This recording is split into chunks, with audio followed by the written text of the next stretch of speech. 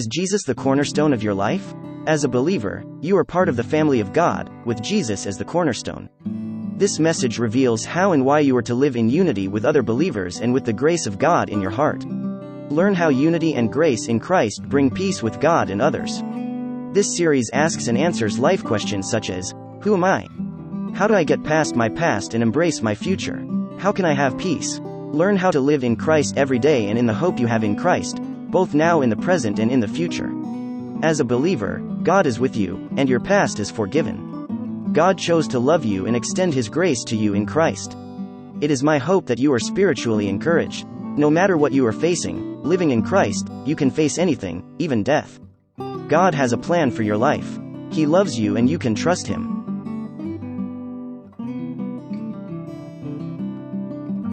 We have been looking at the epistle that Paul wrote to the Ephesians. We have seen how the Apostle Paul wanted the believers in Ephesus to realize who they were in Christ. Paul wanted the believers to know that their past sins did not need to define who they were once they placed their faith in Christ. Paul wanted you, and all believers, to know in your heart. 1. God is with you, and you are never alone. 2. Your past is forgiven. 3. You are freely loved by God, chosen, and predestined in Christ even before the creation of the world. Paul then emphasized that God chose to love you and the believers in Ephesus and extend His grace to everyone who are in Christ. Paul encourages the believer to live in Christ every day and in the hope that every believer has in Christ, both now in the present and in the future, and for all eternity. Paul wanted the believer to grow in spiritual wisdom and revelation.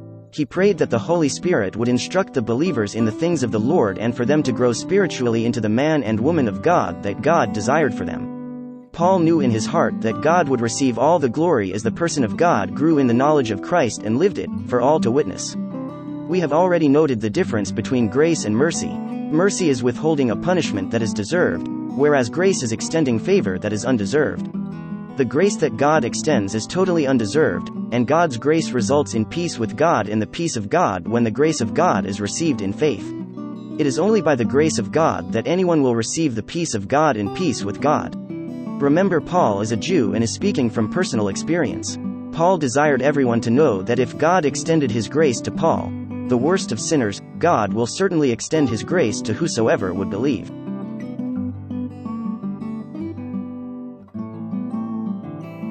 Paul wanted both Jew and Gentile to know the hope, riches, and power of God are available to them, for those who believe. With that in mind, we will be looking at Ephesians. Therefore, remember that formerly you who were Gentiles by birth and called uncircumcised by those who call themselves the circumcision, which is done in the body by human hands. 12. Remember that at that time you were separate from Christ, excluded from citizenship in Israel and foreigners to the covenants of the promise, without hope and without God in the world. 13. But now in Christ Jesus you who once were far away have been brought near by the blood of Christ. Ephesians chapter 2 verses 11 to 13, Niv. Paul tells the Gentile believers to remember who they were before they placed their faith in Jesus.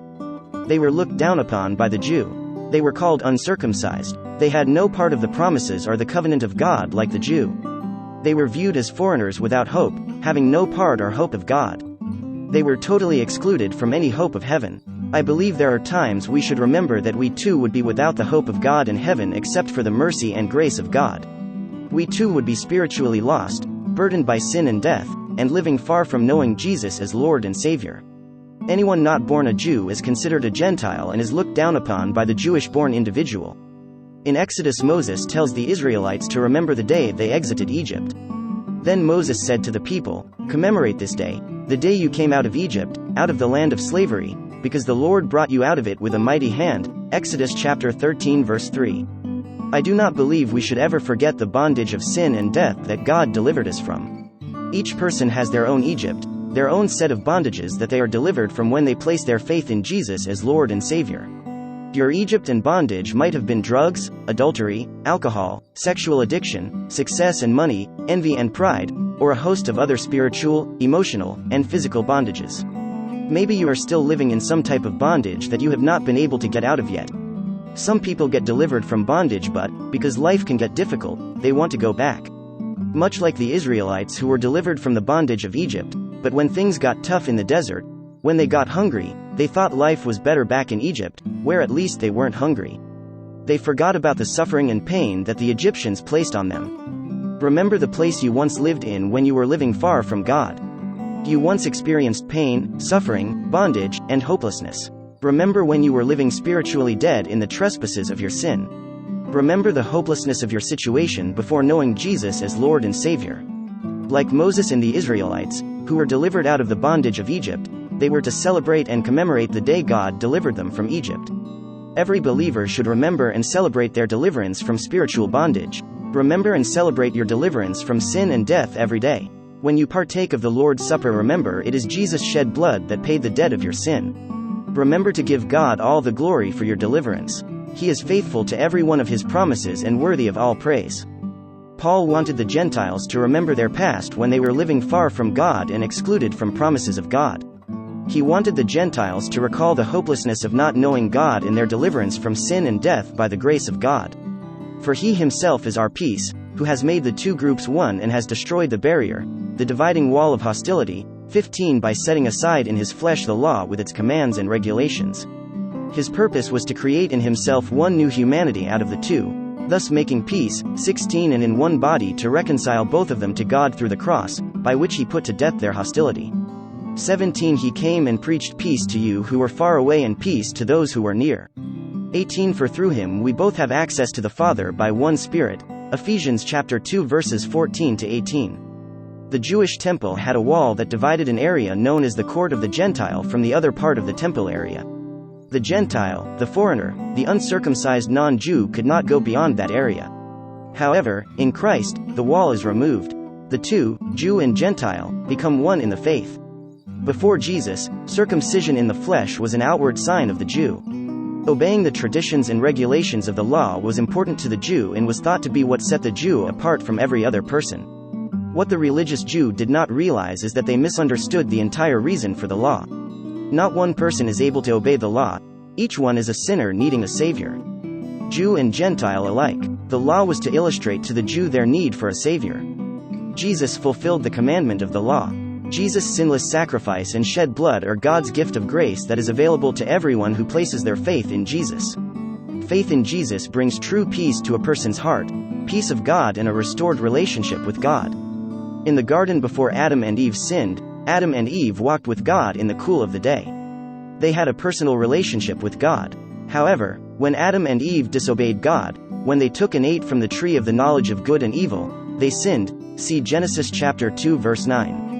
When they sinned, their relationship with God was broken. Yielding to temptation, they sinned and rebelled against God when they took and ate from the tree, and their eyes were opened, and they saw that they were naked. From that time on, mankind was born with a sin nature. Adam and Eve covered themselves with fig leaves and hid from God, but God sought them out and called to them. God later covered them with skins of an animal, and the blood that was shed temporarily covered their sin. They were put outside the garden, and it is only by the shedding of blood that their sin was temporarily covered. God made a covenant with Abraham, and later He made a covenant with Moses and the people of Israel in Egypt. The Israelites were to take some of blood from an animal sacrifice and put it on the sides and tops of the doorframes of the houses. The blood was to be a sign on the houses where the Israelites were, and when I see the blood, I will pass over you. No destructive plague will touch you when I strike Egypt. Exodus chapter 12 verse 13. This act was later commemorated and celebrated yearly by the Israelites as Passover.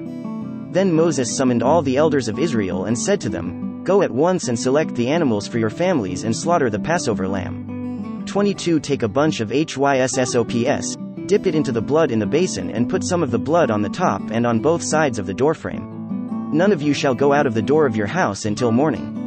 23 When the Lord goes through the land to strike down the Egyptians, He will see the blood on the top and sides of the doorframe and will pass over that doorway, and He will not permit the destroyer to enter your houses and strike you down." Exodus chapter 12 verses 21 to 23.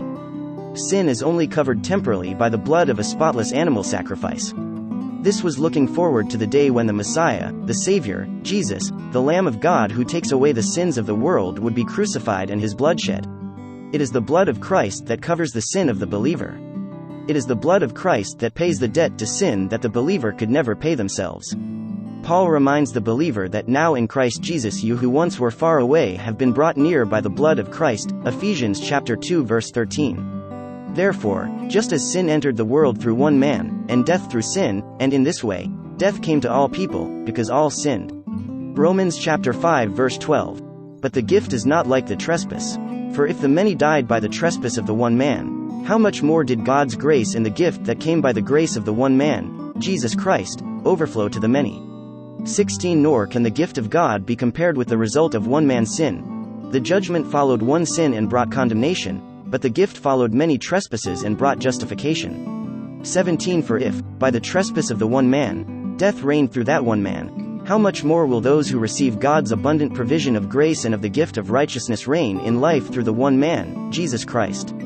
18 Consequently, just as one trespass resulted in condemnation for all people, so also one righteous act resulted in justification and life for all people. 19 For just as through the disobedience of the one man the many were made sinners, so also through the obedience of the one man the many will be made righteous. Romans chapter 5 verses 15 to 19. Now no more sacrifice is needed. Jesus' blood covers and pays the debt to sin for the person who places their faith in Jesus. Consequently, you are no longer foreigners and strangers, but fellow citizens with God's people and also members of his household. 20 Built on the foundation of the apostles and prophets, with Christ Jesus himself as the chief cornerstone. 21 In him the whole building is joined together and rises to become a holy temple in the Lord. 22 And in him you too are being built together to become a dwelling in which God lives by his Spirit.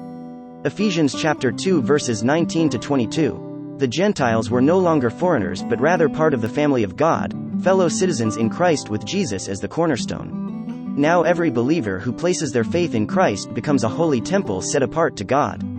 In Christ, the believer is being built up together where the Holy Spirit dwells in them. Now both Jew and Gentile are made one in Christ. The wall of separation is torn down. The physical sign of circumcision that the Jew once held so highly is replaced with the believer's circumcision of the heart.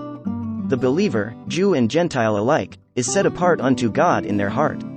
Both are one in Christ. Their sin is forgiven and covered, and the curse of sin and death removed.